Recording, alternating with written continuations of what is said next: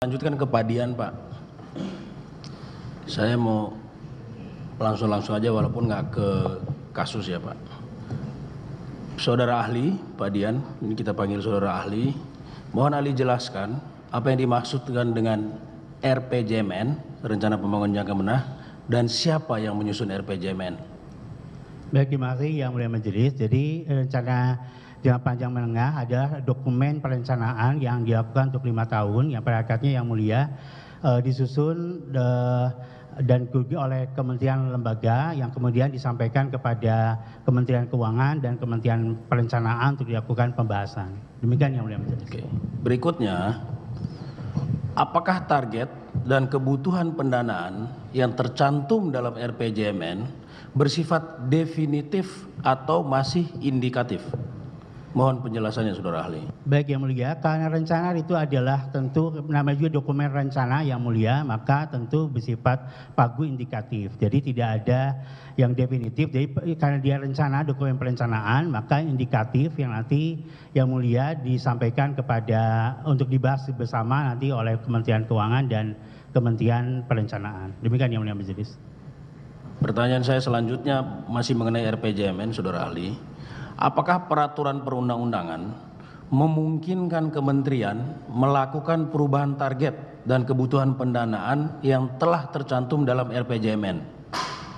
Baik Yang Mulia Majelis, tentu dapat ya, karena kan tadi ini bersifat rencana. Kedua, Yang Mulia Majelis, perubahan tersebut dilakukan setelah memperhatikan bahwa ada kebutuhan atau penyesuaian yang dibutuhkan berdasarkan hasil dari pembahasan dengan Kementerian Keuangan, Kementerian Perencanaan, atau juga Yang Mulia Majelis, perubahan itu dapat dilakukan apabila misalnya ada kebijaksanaan pemerintah yang dituangkan misalnya dalam suatu hasil sidang kabinet yang menentukan bahwa perubahan-perubahan terhadap perakiraan maju dalam berkaitan dengan hasil yang harus diperoleh oleh kementerian lembaga. Demikian Yang Mulia Majelis. Terima kasih ahli. Saya lanjutkan yang ahli.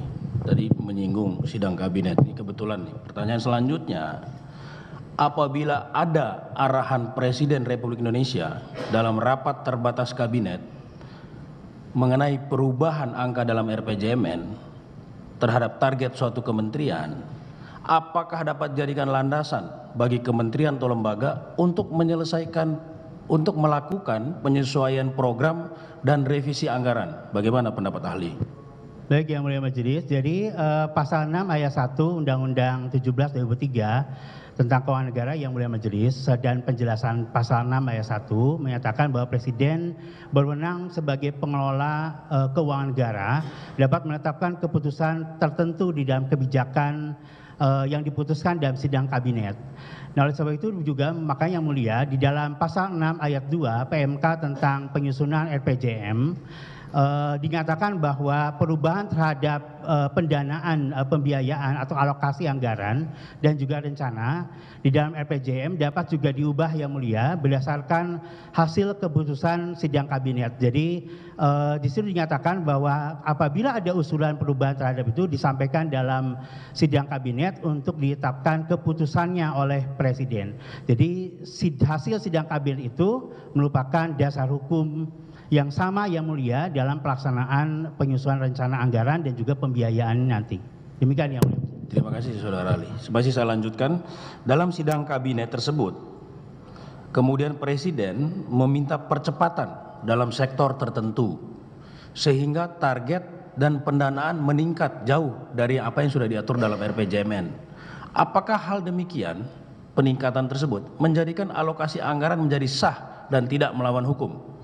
Tentu sangat sah Yang Mulia, karena tadi dengan adanya tadi rencana tersebut diubah di dalam RPJM, kemudian jadikan dasar setiap APBN Yang Mulia, karena itu menjadi dasar nanti penyusunan RAPBN, maka nanti dimasukkan sebagai dasar hukum di dalam alokasi anggaran.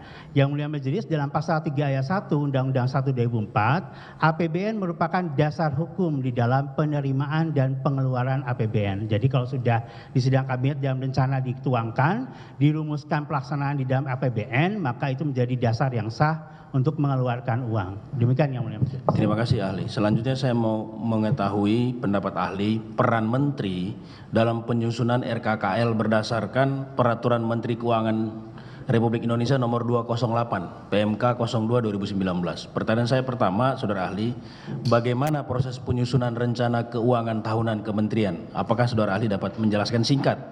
Ya, secara singkat yang mulia bahwa penyusunannya tersebut dilakukan oleh kementerian lembaga, dalam hal ini biasanya oleh Sekretaris Jenderal di lingkungan kementerian lembaga, khususnya Biro Perencanaan, yang nanti yang mulia direview oleh Inspektorat Jenderal atau APIP-nya di lingkungan kementerian lembaga. Nanti kemudian setelah itu dilakukan penyusunan yang kemudian disampaikan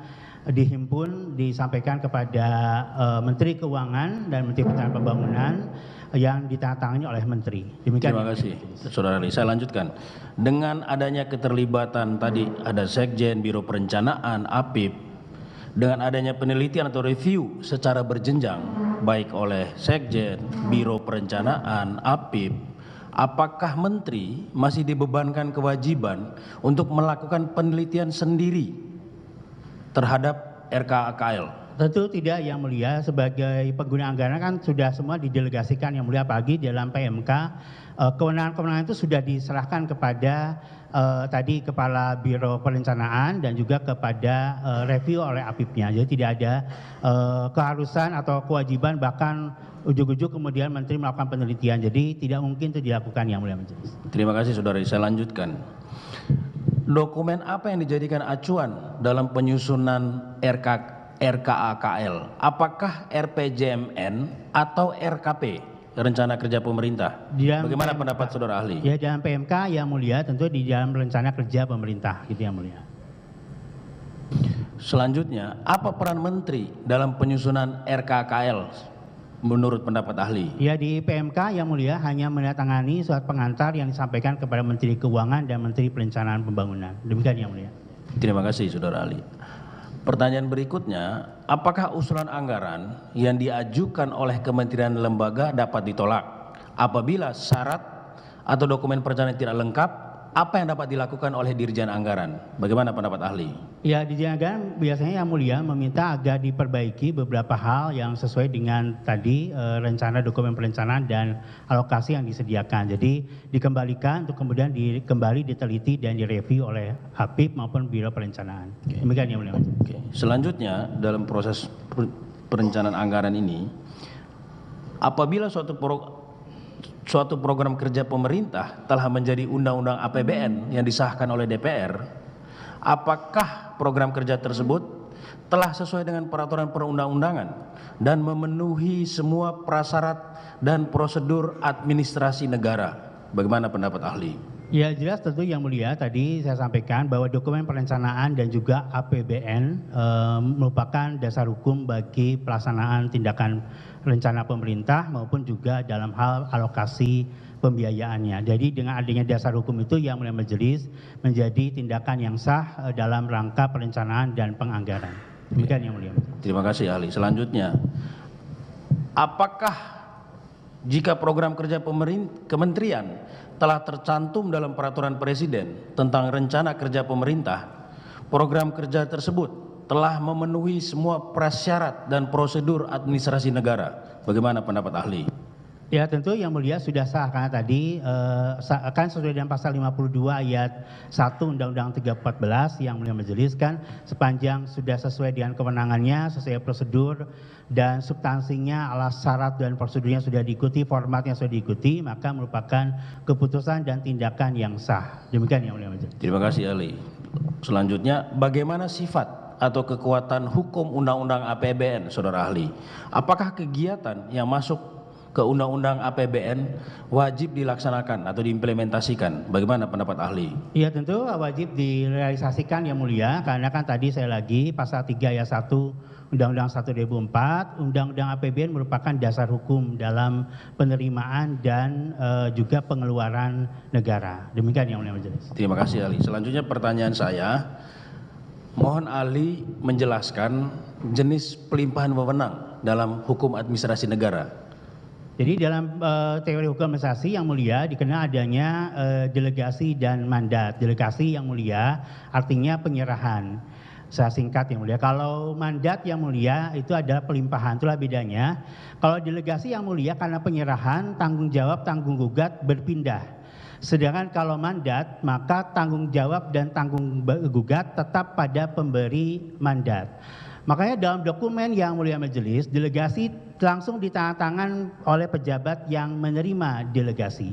Tetapi kalau mandat itu yang tangan misalnya penerima mandat, maka harus ada kata-kata untuk beliau atau atas nama. Yang kemudian tanda tangan yang menunjukkan bahwa tanggung jawab, tanggung gugat tetap ada pada si pemberi mandat. Demikian yang mulia. Terima kasih ahli. Pertanyaan selanjutnya, dalam pengelolaan keuangan negara ada rangkaian pejabat yang dinamakan pengguna anggaran, kuasa pengguna anggaran, PPK, dan PPSPM dalam mengelola keuangan negara, khususnya dalam pengurusan DIPA. Apa maksud pembedaan jabatan tersebut dan apa wewenang masing-masing? Bisa saudara ahli jelaskan? Ya, secara singkat yang mulia majelis, mengapa ada rangkaian jabatan tersebut supaya mereka pejabat itu saling menguji satu sama lain. Jadi sampai pada hasil dokumen material sah ditantangani. Jadi mengapa rangkaian itu ada supaya saling pejabat itu saling menguji satu sama lain sehingga semuanya sesuai dengan ketentuan. Demikian yang mulia majelis. Oke, berdasarkan ketentuan yang berlaku, pengelolaan keuangan negara ini pucuk tertingginya ada pada siapa setahu saudara ahli? Kalau mengacu pada pasal 6 ayat 1 Undang-Undang 17 2003 yang mulia tentu pada Presiden sebagai pemegang kekuasaan pengelolaan keuangan negara sebagai bagian dari kekuasaan pemerintahan negara. Demikian yang mulia majelis. Terima kasih saudara ahli. Pertanyaan selanjutnya, dalam pengelolaan anggaran dan pengadaan barang dan jasa pemerintah terdapat pelimpahan wewenang. Apakah itu sepengetahuan saudara berbentuk delegasi atau mandat? Jadi kalau mengacu pada pasal 6 ayat 2 yang mulia majelis itu sebenarnya dikuasakan itu esensinya adalah didelegasikan. Untuk menunjukkan bahwa jelas itu delegasi yang mulia majelis, para pejabat di situ menandatangani tanpa adanya format atas nama dan untuk beliau. Sehingga akhirnya itu merupakan bentuk delegasian. Demikian yang mulia majelis. Terima kasih saudara. Apabila suatu unit organisasi non-eselon di lingkungan kementerian akan melakukan pengadaan barang dan jasa dengan anggaran yang bersumber dari APBN, dan Menteri selaku pengguna anggaran telah menetapkan kuasa pengguna anggaran melalui suatu keputusan Menteri. Selanjutnya kuasa pengguna anggaran juga telah menetapkan PPK. Maka secara yuridis, siapa yang bertanggung jawab atas pengeluaran anggaran beban APBN dalam pengadaan barang dan jasa tersebut? Mohon penjelasan saudara ahli.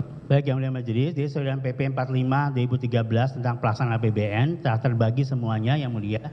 Jadi ketika pengguna anggaran sudah mendelegasikan kepada KPA, nanti KPA kemudian menetapkan PPK, maka ketika tanggung jawab masing-masing, misalnya menetapkan pejabat ke bawahnya, kemudian menguji tagihan diserahkan kepada PPK, maka sudah berpindah semua tanggung jawab pada rangkaian penyerahan delegasi kepada masing-masing yang mulia. Jadi sudah tadi misalnya untuk penunjukan PPK maka setelah didelegasikan ke KPA maka tanggung jawab berpindah ke KPA. Ketika untuk menguji tagihan untuk segera dibayar dipindahkan didelegasikan kepada PPK. Jadi sudah berpindah tanggung jawabnya sesuai dengan tadi yang mulia penyerahan urusan wewenangnya kepada rangkaian jabatan-jabatan tersebut.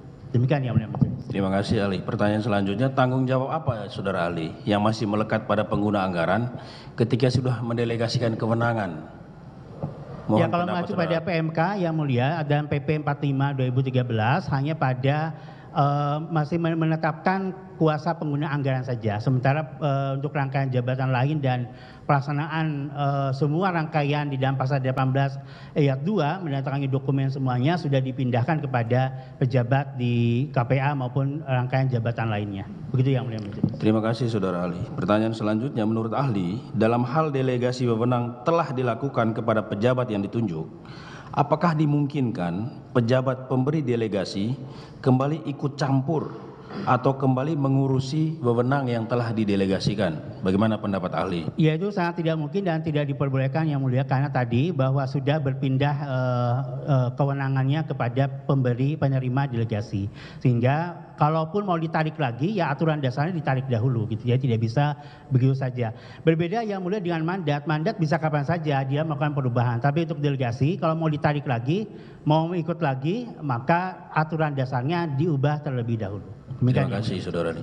Menurut pendapat ahli, apakah dalam teori hukum administrasi dan keuangan negara dikenal adanya intervensi berupa intervensi positif dan intervensi negatif dalam pelaksanaan delegasi, di mana misalnya pengguna anggaran dapat seketika dan kasuistis kembali ikut campur dalam tindakan yang telah didelegasikan dengan alasan intervensi positif. Bagaimana menurut pendapat saudara ahli?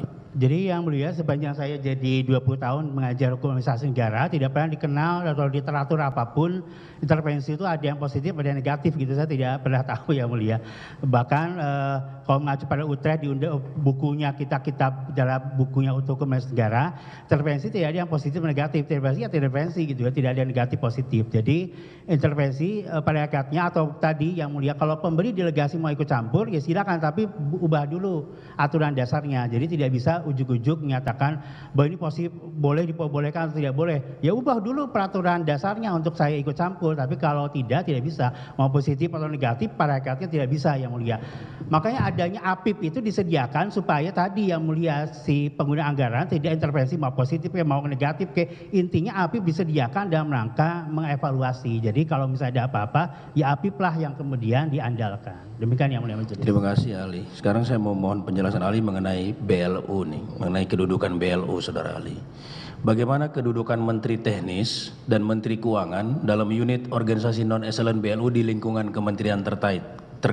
Bisa saudara ahli jelaskan? Ya baik yang mulia majelis, kalau mengacu pada PMK 129 tahun 2020 bahwa sebenarnya kan untuk Menteri Teknis adalah dalam rangka memberi pedoman teknis dalam berkaitan dengan lingkup dari sektor kegiatan di lingkungan BLU teknisnya. Sedangkan kalau Menteri Keuangan dalam rangka memberikan pedoman dalam kaitannya dengan pembinaan pengaturan regulasi di sektor keuangan atau pengelolaan keuangan pada umumnya. Demikian yang mulia. Terima kasih ahli. Saya lanjutkan. Mohon ahli jelaskan bagaimana bentuk atau mekanisme pengawasan terhadap BLU dihubungkan dengan penjelasan sebelumnya tadi dari Kementerian Keuangan maupun dari Kementerian Teknis. Ya, untuk pengawasan yang mulia ada Dewan Pengawas diadakan di dalam BLU yang pada hakikatnya dia melakukan pengawasan day by day. Jadi pengawasan langsung itu yang mulia dilakukan Dewan Pengawas yang hakikatnya juga merupakan organ yang ada pada BLU itu sendiri. Demikian yang mulia majelis. Berdasarkan sebuah fakta, jika pengawasan BLU dilakukan oleh 4 lapis pengawasan berjenjang, yaitu oleh Inspektur Jenderal internal, Satuan Pengawas Internal Bakti internal, BPKP internal dalam cabang pemerintah lintas lembaga negara ya BPKP, terus berikutnya oleh BPK eksternal. Berdasarkan pengawasan berjenjang tersebut, seluruh hasil pengawasan tidak dilaporkan ke menteri, melainkan untuk diperbaiki oleh BLU terkait. Apakah menteri pengawasan tadi tidak pernah diketahui oleh menteri? Apakah menteri harus memeriksa ulang sendiri semua kegiatan Satker tanpa ada laporan dari pengawas berjenjang tadi? Bagaimana menurut pendapat ahli? Baik, terima kasih yang mulia. Biasanya kalau pemeriksaan atau pengawasan langsung ditujukan tindak lanjutnya kepada pihak yang diminta perbaikan. Jadi kalau misalnya sepanjang hasil pengawasan tidak pernah yang mulia meminta menteri, berarti kan tidak perlu menteri langsung melakukan tindak lanjut. Jadi kalau misalnya langsung hanya kepada badan atau pejabat yang dituju, ya kepada itulah kemudian harusnya dilakukan perbaikan. Jadi tidak ada mungkin yang mulia kemudian menteri ujuk-ujuk langsung ke sana, karena kan tadi yang mulia tupoksinya adalah sudah ada 4 linear pengawasan yang pada hakikatnya disitulah peran fungsi perbaikan dilakukan oleh mereka semua. Demikian yang mulia majelis. Terima kasih ahli. Saya kembali ke PMK 184 yang tadi sudah sempat dibicarakan.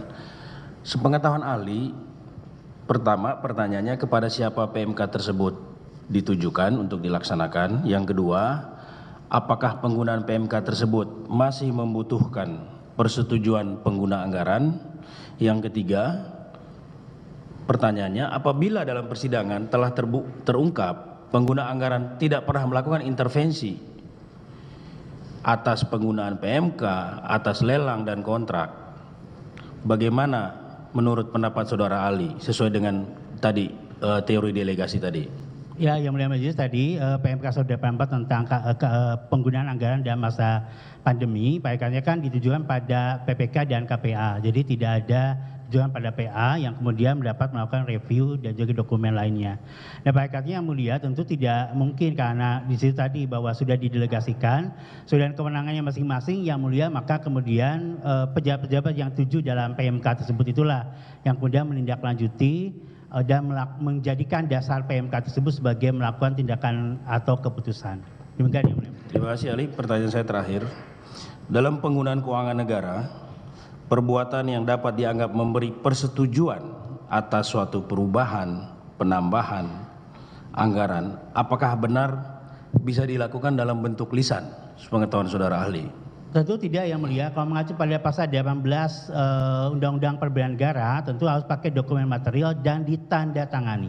Tidak ada penandatanganan, tidak ada dokumen apapun, tentu tidak dapat menjadi dasar menambah, mengurangi, mengubah, memindahkan semuanya yang mulia. Jadi harus berdasarkan dokumen material dan kemudian ditandatangani. Jadi tidak boleh lisan yang mulia. Makanya yang mulia uniknya dalam hal presiden dan menetapkan kebijakan umum anggaran dan pasal 6 ayat 1 diputuskan dalam sidang kabinet dan hasil sidang kabinet itu notulennya dasar hukumnya itu. Jadi tertulisnya yang disampaikan kepada pemerintah dan DPR bahwa inilah sebagai hasil kebijakan. Dan itu pun tertulis meskipun dalam sidang kabinet dinotulenkan disampaikan oleh Menteri Sekretaris Negara, maka itu jadi dasar dalam mengubah menetapkan tindakan lain dalam penganggaran. Demikian yang Mulia Majelis. Iya, terakhir saudara ahli. Dengan kata lain, kesimpulan saya, apabila seorang menteri disalahkan karena memberi persetujuan, apakah persetujuan itu harus dibuktikan melalui dokumen material tadi?